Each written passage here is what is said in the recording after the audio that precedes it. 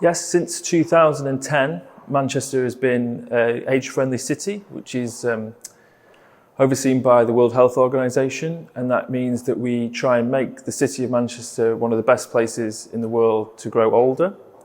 And through that work, arts and culture and cultural organisations have played a key role in how we work with older audiences in the city and also help them inform what type of activities happens in the city of Manchester.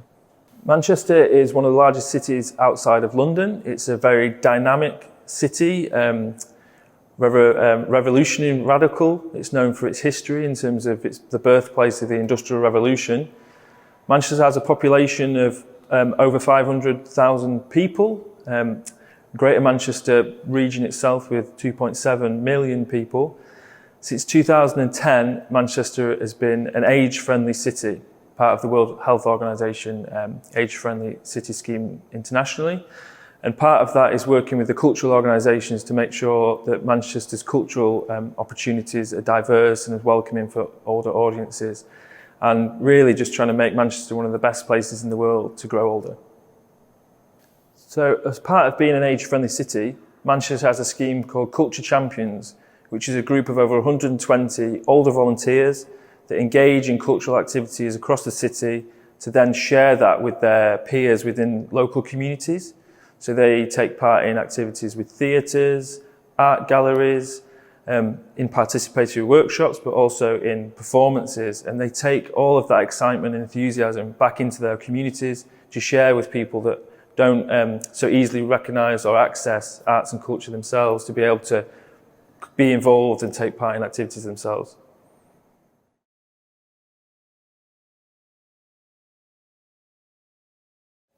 The Whitworth in Manchester is an art gallery and park. We're part of the University of Manchester, and we were founded in 1889 as a museum and institute to inspire the textiles industry and the workers of the time during the Industrial Revolution. We're a collecting art gallery. We have over 60,000 artworks that are everything from prints and historic textiles through to domestic wallpapers and contemporary art. Admission is free, and we try and do as many diverse programs to invite the widest possible audience into the galleries. We believe that art and culture is something that should be accessible and functional in people's everyday lives, and not necessarily a luxury that people have to buy a ticket for and engage with on an infrequent basis. At the Whitworth, I'm the head of learning and engagement, and that means I work with a team of dynamic individuals that work with the range of cross audiences. So we work with everyone from new parents and small babies and toddlers through to the work with older adults in their communities. We use the word learning and engagement to describe the work within that team. And really we explain that as learning is formal education, so schools, colleges and universities, and engagement is the more informal activities that we run, maybe for social context or informal opportunities with social groups of people and diverse communities. So the work of the learning and engagement team at the Whitworth can take many forms.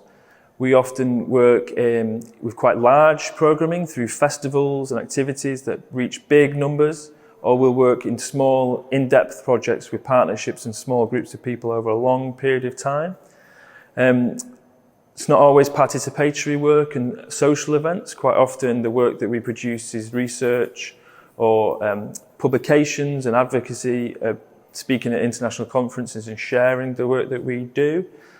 And also it's important for us to be able to have ways of where people can work with us. So we have a big team of volunteers that help us engage different communities, run events, plan different activities. So it's about a holistic view of how people from the community can work and develop things here at the Whitworth.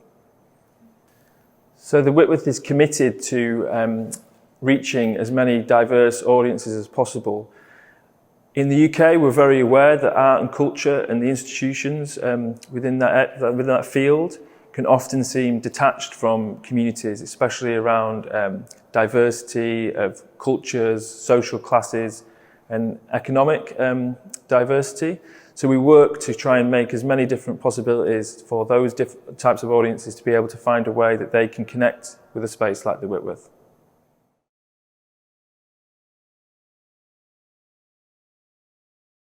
Culture Shots is a week-long festival that we do every year that takes place in Manchester's hospitals, and it's about injecting a shot of culture into the hospital life for staff and for patients. Since 2008, we've had a dedicated member of staff working on Arts for Health programs, so connecting up hospitals and care settings with the arts and culture that Whitworth has within its collection. So we feel that art and culture is a fantastic tool to be used to create a better sense of well-being and health, and work with lots of partnerships like NHS in England and different health providers to be able to use art as a way of connecting with people.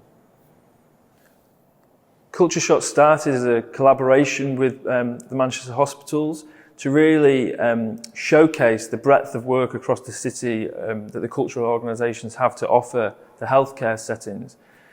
One of the important things about Culture Shots is it's not necessarily aimed at just the patients within the hospital. It's really important to engage hospital staff so they can see the benefits of art and culture and how that can play a key role in the work that they do.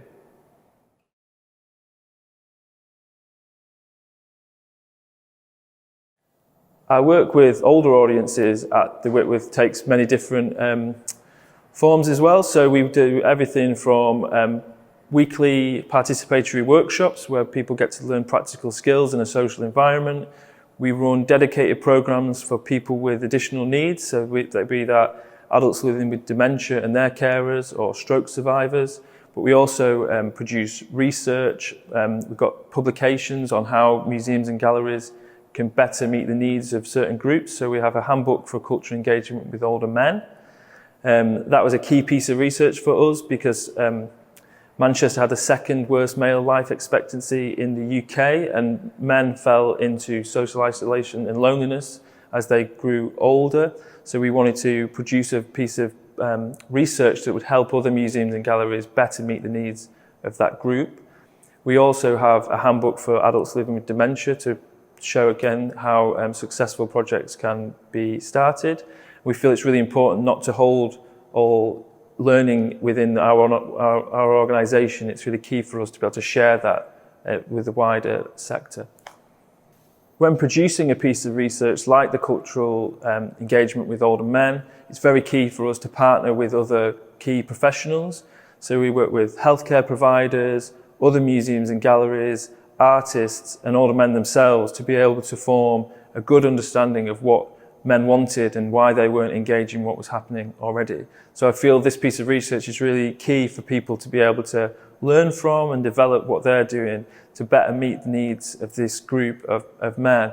And we found it really successful at the Whitworth to change our programming. So not just work on participatory workshops where people are trying things, but produce a project model where the men would feel useful and have purpose within activity.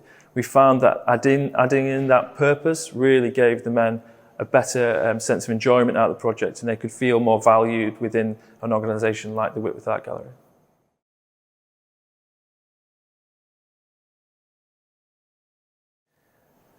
The way in which we work at the Whitworth is about very much collaboration and co-production. We believe that all of our programmes and projects that we develop are working with people, not necessarily for people. So we feel it's very much important to us that people that we want to work with, be that people who are living with dementia, families, new parents, work with us when creating the programmes from the very beginning so they can shape and understand the programme from the start. So we're very much about working with people, not for people. Key to our work with adults living with dementia is that we focus more on imagination and creativity in the moment rather than a memory and reminiscence approach. Often memory and reminiscence is something that happens as a byproduct from thinking about imagination, but we prefer at the Whitworth to create programmes that are about an emotional experience in the moment, about what the individuals can bring to the here and now through imagination, creativity, and hopefully joy and humour.